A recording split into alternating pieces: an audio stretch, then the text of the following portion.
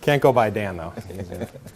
So I have to show you this trick just because it's, I became good friends with Jim Ryan the last 10 years or so of his life. For those of you who had the opportunity to know or meet or see Jim Ryan, he was an amazing person. He was truly larger than life. He was this big Irish guy, and when I met him, he was in his 80s and still doing magic and doing it incredibly well. He started doing trade shows in his 70s and 80s.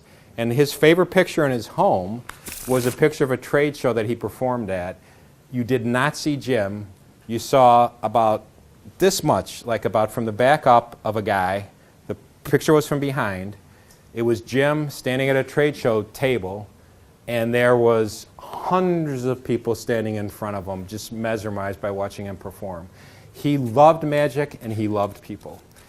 Towards the very end of his life, his wife, Kitty, so he was constantly with his wife, Kitty, and his daughter, Kathy. Kathy had some developmental issues, so she lived with Jim and Kitty her whole life.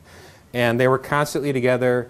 I would drive him to Magic Club meetings. I drove him up to the Houdini convention. So my favorite Jim, do we have a minute? Oh, yeah. My favorite Jim Ryan story is I went up to the Houdini convention, and I was probably in my early 20s. I had saved up money to go to the convention. I had just enough money for the convention and about $100, $150 to spend when I got there. So this was like in the late 70s, early 80s, so that was actually a decent amount of money to have left. So I got to the hotel, we checked in, drove Jim, Kitty, and Kathy up there. We go to lunch. The convention is in September. My birthday's in August, and his wife's birthday was in August. So they said, let's go to lunch. We'll have a birthday lunch. We go to lunch. We have a great lunch. I go in my pocket to get some money out. I can't find my money. So I'm thinking, well, this is odd. So I go up to the room. I go through everything. I had either lost, forgotten, misplaced something. I had no money. No cash, not a dime on me. I had already paid for the hotel room on a credit card ahead of time, and I'd paid for the convention registration, so that was covered. But I had no money to spend on magic, no money to eat for the next 3 days. So I went down to the restaurant, and I asked Jim, I said, did you happen to see money like on the table when we left? He said, no. And I go, okay. He goes, why? I said, well, don't say anything, but I lost the money I brought. He said, it wasn't a lot, but I don't, so, you know, I said, but I just don't have any other money. He's like, oh, sorry, you know, whatever. Go our separate ways. Later in the day, it's like 4 or 5 in the afternoon, I run into Tommy Edwards. Tommy Edwards is another great Chicago area magician, wonderful guy. One into me goes, hey, I'm going to go get a drink at the bar. Why don't you come have a Coke or drink or something with me? Great, go there. We sit down, we have it. He goes, yeah, I'm kind of hungry. Why don't you get a sandwich or something? I said, let me treat you. I just want to give you, I'm like, no. He goes, yeah, okay. I'm thinking, this is great. I can eat, right? So I have a sandwich. Next morning, I run to the guy in the lobby with his wife. He goes, we're going to breakfast. He goes, what are you doing? I go, well, he goes, well, come on. He goes, let me buy you breakfast. I hear your birthday bought me breakfast. This continued for the next 2 days. At meal times, just at like the right moment, all of a sudden, somebody would pop up, a different person, and say, hey, I found out that Jim Ryan went to Jay Marshall and told him that I had lost my money. Jay Marshall went around and told all the people at the convention, he says, if you run into Tom, make sure he's taken care of. Make sure he has a meal, make sure he's got something to drink, if he wants something, and they made sure, but would never say a word to me.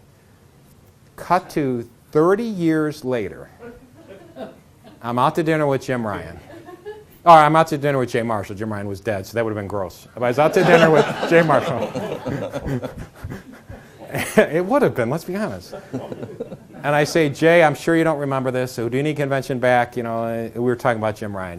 He starts to chuckle. And I go, okay. He goes, yeah. And he told me the story. And for 30 years, nobody said a word to me. They didn't want to embarrass me. They didn't want to make it awkward. They just made sure that you were taken care of.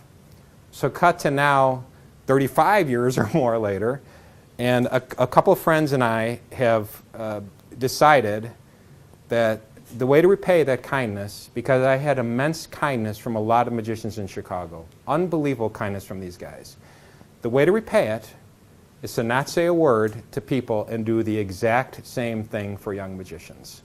So I was fortunate enough over the last 10 or so years, I make a nice living, and I'm not going to say what I'm doing because then people throw rocks at me. It's legal.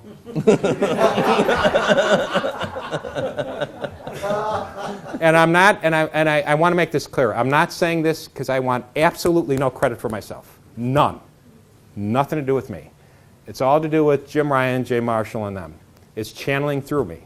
I want no credit for this.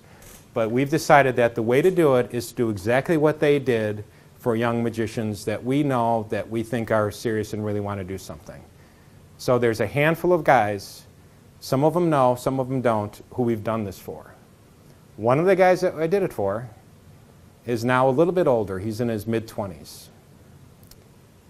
We went to the Columbus, Ohio Fest, Magic Fest convention last couple of years. Great convention. Another young friend of ours wanted to go to the convention. So what do? We bring him along. He stays in the room for free. We make sure he's taken care of for the weekend, and we pass it on. So I was pleased because Jay passed it to me, I passed it to my friend, and he's already passing it on to others. So in honor of Jay Marshall, in honor of Jim Ryan, I would ask all of you watching this, I'm sorry I didn't mean to say this or get this emotional about it. I would truly ask all of you who are in the position to be able to do it to do exactly that. It doesn't matter what you can do. It can be a small thing. It could be a trick maybe that they wanted that they can't afford.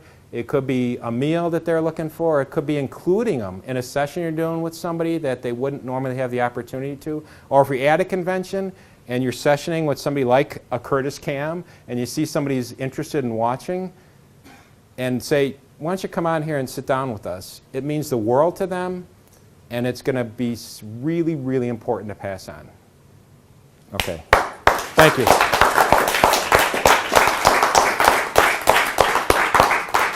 I'm really embarrassed I did that. I didn't mean to do that, but it's important to me. I'm glad you did it. Yeah. Okay. Yeah. I completely agree. Please do it. Please do it. And so that's a lead into this trick, which is Jim Ryan's final trick. So when he was in the nursing home, his wife went to the nursing home first. So he had asked myself if I could arrange for some magicians to come and do some tricks.